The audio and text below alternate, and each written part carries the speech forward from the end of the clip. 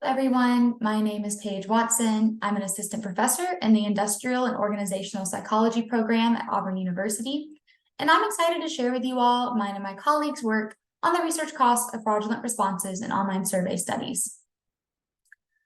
Over the past couple of decades, we've seen a rapid increase in the use of online surveys for research. In the context of occupational health psychology, we've been able to leverage online surveys to better understand work and the health and well-being of workers. Online surveys offer a variety of benefits, such as being cost-effective, convenient, and a way to engage with harder-to-reach populations. Despite these benefits, there have been some concerns about the data quality of what comes from online surveys. Traditionally, these concerns have been centered around response distortion, such as social desirability or careless responding. But more recently, we've seen increasing concern about the rise of fraudulent responses, such as online scammers, spammers, or automated survey bots that have created additional data quality challenges for online surveys. And this is a growing problem. We're seeing that researchers are reporting up to 90% of their responses being contributed by survey bots or fraudulent respondents rather than real participants, and that even low rates of these inaccurate responses can profoundly bias results. More anecdotally, I know when I've been speaking with colleagues at conferences that this issue is coming up more and more, even in just conversation of how we're being plagued by these fraudulent respondents in our data collection attempts. What makes this more challenging is that fraudsters are evolving. Many survey bots can circumvent our traditional data quality checks, such as instructive response items, so please select strongly disagree, as well as CAPTCHA, which is the example box I have here.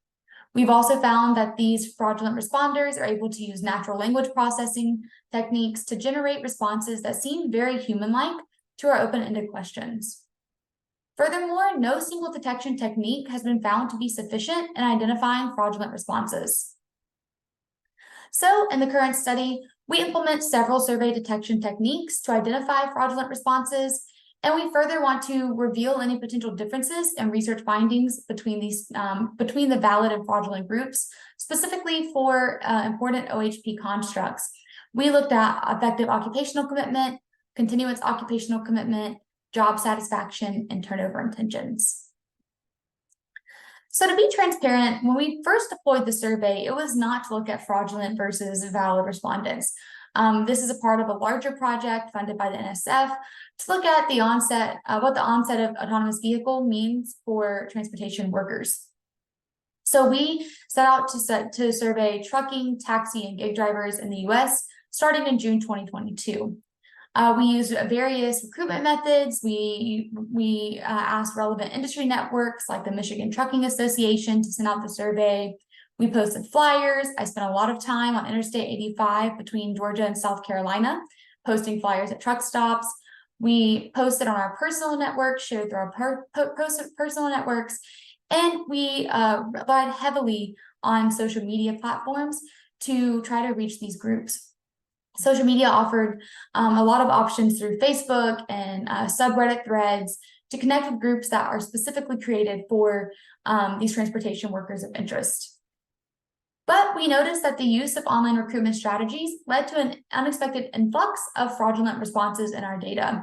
So we deployed the survey in June of 2022. We noticed within a couple of days that we have hundreds, thousands of responses coming in.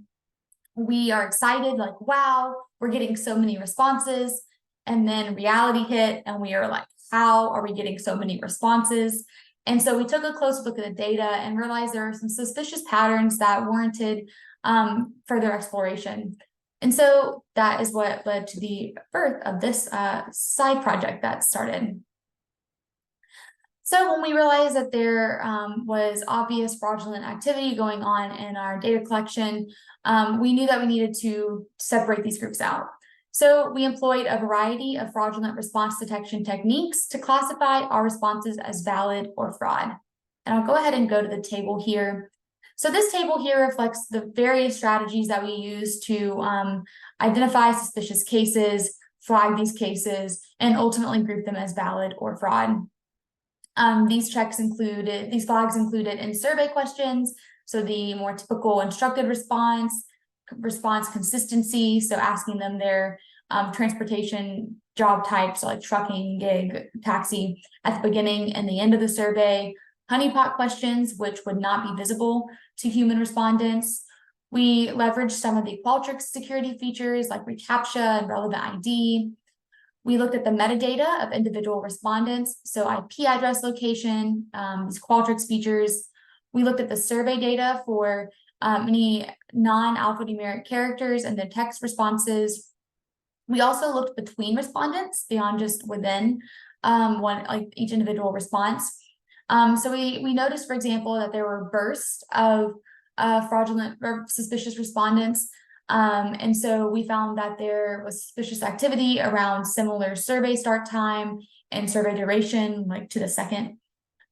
We also looked for duplicated responses, particularly like paragraph long open text responses across our open-ended items.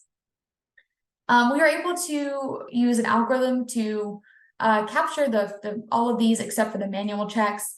The manual checks required a lot more manual effort of us really combing through the data, looking at the text responses, identifying the more obvious issue cases like gibberish or nonsensical responses, but also identifying plagiarism cases where the answers to our open-ended items are being extracted word from a website, or for suspicious response patterns across the responses. We also followed up with suspicious cases to offer a way to verify that they were indeed a real person as a last-ditch effort to make these groupings. So with all these approaches combined, we feel confident in our ultimate categories here of 932 valid responses. This is across all three driver groups, and 5,286 fraud responses, again, across all of the alleged driver groups. So we included a few measures here that have been well established and well studied in the occupational health psychology and broader IO psychology literature. We looked at job satisfaction using the work design questionnaire subscale. We looked at the effective and continuance occupational commitment subscales, as well as turnover intentions. We chose these measures for a couple of reasons. The main one being that there is a lot of literature already out there on what the expected relationships would be for these different variables here. And so we were able to have some a priori expectations and hypotheses around what these relationships would look like in a valid data set. So with that being said, for the analysis, we used t-tests to look at differences both in item and scale level responses for valid versus fraud. And then we looked at the correlations to compare patterns and construct relationships for valid versus fraud. So the t-test results indicated that there were differences in valid and fraud responses. So I will say that it wasn't like every single item and every single scale showed a significant difference between valid and fraud, but we definitely did see these cases where this difference was significant. What we did notice was a pattern for the reverse coded items. So for all of the reverse coded items or negatively worded items in our data, we were able to find significant differences between valid and fraud. So what this looks like here, these right here are the results for the t-test for the effective occupational commitment scale. You can see that there's some mixed results by driver group. If you look at the overall scale, there's not differences for items 1, 3, and 6. However, in orange, I have highlighted the 3 reverse coded items. These right here were the negatively worded items, and there were indeed differences between valid and fraudulent responses.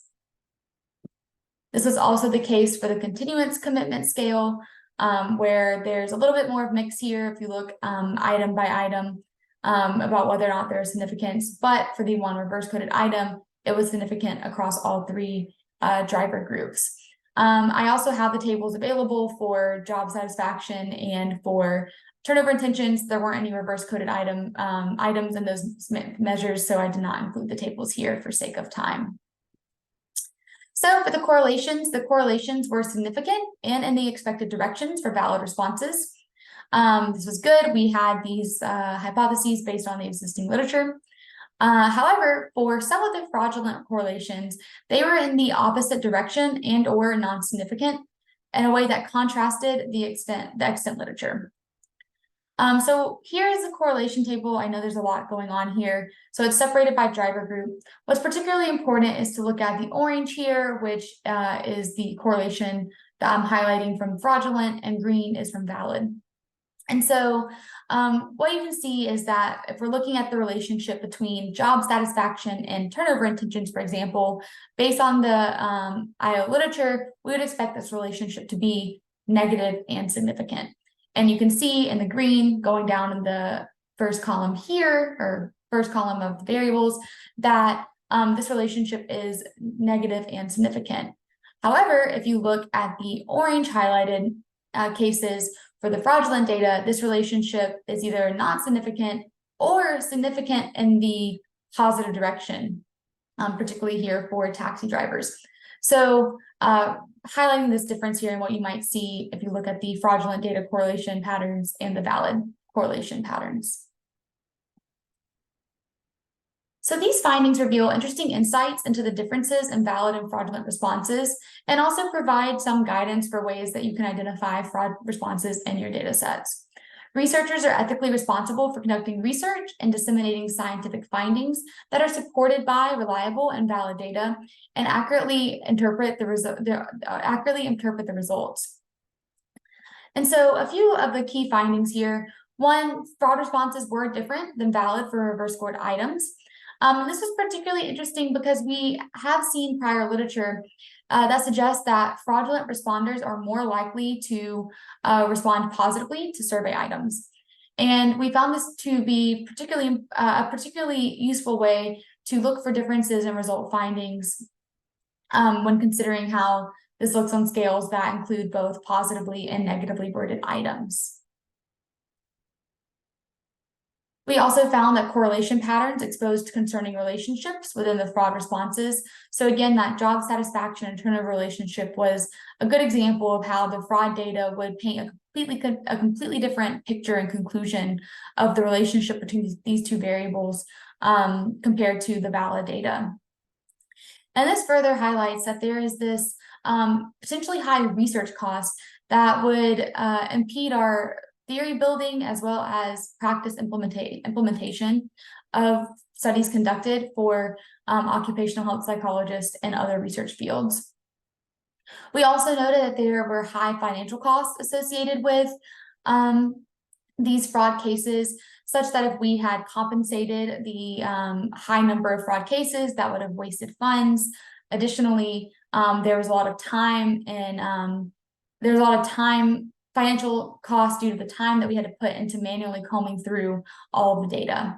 It definitely extended our data collection timeline more than we would have liked.